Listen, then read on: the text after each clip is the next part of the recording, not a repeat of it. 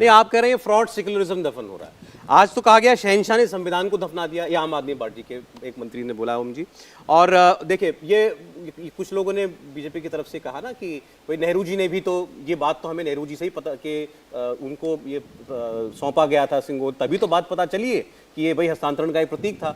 अब कांग्रेस के लोग क्या कह रहे हैं कि नेहरू जी ने ठीक किया था, इस सिंगोल का स्थान वो म्यूजियम ही था, क्योंकि उस वक्त इस इतिहास को लेकर ओढ़ने की जरूरत नहीं थी, राष्ट्र निर्माण की जरूरत थी जिसमें नेहरू जी लग गए थे। बिल्कुल, ये लोग भूल जाते हैं, लेकिन कई बार वो आज अभी जैसा आपने कोट भी किया कि वो कह रहे हैं कि ये सोने की छड़ी किस चीज का प्रतीक है।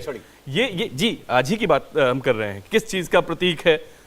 भूल जाते हैं कि ये प्रतीक आज से 75 साल पहले आजादी के दिन देश के पहले प्रधानमंत्री पंडित नेहरू जी ने, जो उन्हीं की पार्टी के हैं, उन्होंने ही स्वीकार किया था। और उसके बाद विडंबना ये रही कि उसको सही और आदरपूर्ण स्थान देने के बजाय उसको अपने आनंद भवन के संग्रहालय में अपनी पर्सनल, उन्होंने नहीं कहा होगा लेकिन वो कहीं ना कहीं उसकी अपनी पर्सनल वॉकिंग स्टिक के रूप में, वो भी 5 फीट की वॉकिंग स्टिक, यानी 8 फीट का होना चाहिए आदमी 5 फीट की वॉकिंग स्टिक लेके चलने के लिए, वो के रूप में स्थापित करा दिया।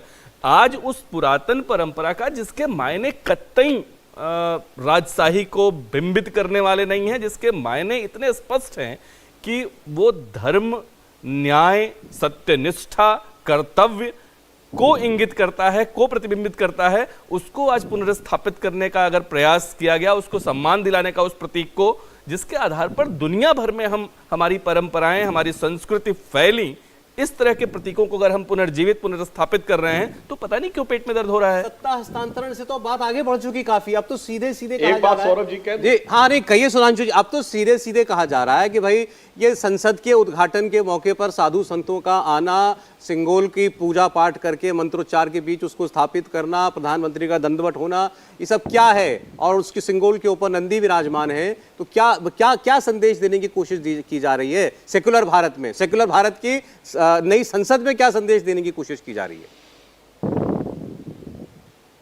जी, हम बताना चाहते हैं, ये जो राहुल गांधी और अन्य लोग कह रहे हैं राजशाही की तरह दिखाया जा रहा है, ये भी एक गुलामी की मानसिकता है। हमारे यहां जो राज्य की परंपरा थी, जो राजाओं की परंपरा थी, वो नहीं थी जो आपके दिमाग में है। वेस्ट में अलेक्जेंडर द ग्रेट और चंगेज खान द ग्रेट हैं, जिन्होंने हजारों लाखों को मरवा दिया। हमारे यहां महान राजा वो नहीं जिसने बड़ा इलाका जीता। हमारे यहां राजा राम और राजा हरिश्चंद्र महान हैं, जिन्होंने बड़े से बड़ा त्याग किया। और मैं इस पे साथ एक फैक्ट भी बोलना चाहता हूं। जानते क्या है, दुनिया में एक ऑथेंटिक रिसर्च हुई है कि राजाओं ने जो मरवाया है लोगों को, उसके बारे में एक हवाई यूनिवर्सिटी के प्रोफेसर हैं, प्रोफेसर RJ रमल, दर्शक जाके चेक कर सकते हैं। उन्होंने एक साइट बनाई है, डेमो साइट। 30 इयर्स के रिसर्च के बाद पिछले 2500 वर्षों में गवर्नमेंट के द्वारा मरवाए गए लोगों की नरसंहार जिसे कहा जाता है, और उनके अनुसार लगभग 1 अरब 20 करोड़ लोग इन 2500 वर्षों में मारे गए हैं। पर महत्वपूर्ण बात जानते हैं उन्होंने क्या लिखी है? भारत एकमात्र ऐसा देश है जहां 13वीं शताब्दी से पहले कोई नरसंहार नहीं हुआ। एक कलिंग का युद्ध और एक और उदाहरण है उसको छोड़ के। कलिंग में भी कुछ हजार लोग मारे गए और उसके बाद भी राजा का हृदय परिवर्तन हो गया। हम दुनिया के इकलौते सिविलाइजेशन है, दुनिया में बाकी जगह राजा तब तक कुर्सी बैठा रहता था जब तक मर न जाए या मार न दिया जाए, मगर हमारे यहां संन्यास आश्रम ग्रहण करके वो सन्यासी बन के चल देता था, जिसे जयशंकर प्रसाद ने कहा है। इसीलिए हमारे यहां तलवार की ताकत से नहीं, धर्म की ताकत से देश चलता था। जयशंकर प्रसाद जी ने कहा है, विजय केवल लोहे की नहीं, धर्म की रही धरा पर धूम, भिक्षु होकर रहते सम्राट, दया दिखलाते घर घर घूम। क्या बात करते दुनिया में कोई उदाहरण दिखाइए जहां राजा भिक्षु बनकर, जहां राजा सन्यासी बनकर जाता हो। चंद्रगुप्त मौर्य अपने अंतिम समय में श्रवणबेलगोला में सन्यासी हो गया था। मैं चुनौती से पूछता हूं इन सारे लोगों से जो वेस्टर्न माइंडसेट, मैकाले माइंडसेट में बैठे हुए, एक राजा दिखाइए जिसने स्वेच्छा से राज्य छोड़ दिया और सन्यासी बन गया हो। इसलिए राहुल गांधी जी, शरद पवार जी, सुनिए, वो 19th सेंचुरी के मैकॉले माइंडसेट, 20th सेंचुरी के मार्क्सिस्ट माइंडसेट से बाहर आइए।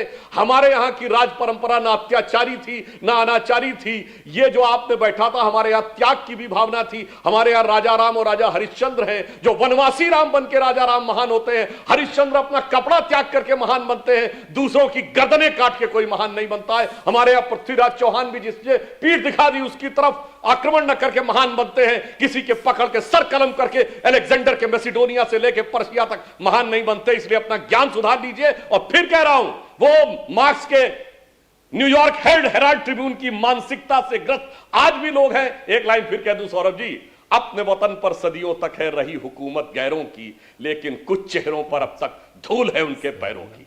ब्रिटेन के राज परिवार ने कितना मरवाया लोगों को, कितना कटवाया, वहां पे नहीं जाके बोलने की हिम्मत होती। यहां एक उदाहरण नहीं, पूरा देश, पूरा विश्व की रिसर्चेस कहती है कि हमने कितना किया, तो यहां पे आके इनको समस्या उत्पन्न होती है। यह सांस्कृतिक गौरव नहीं, सांस्कृतिक ग्लानि के प्रतीक है। इंडिया टीवी हर वक्त हर जगह डाउनलोड करने के लिए सर्च करें India TV news Google play store या ऐप स्टोर पर।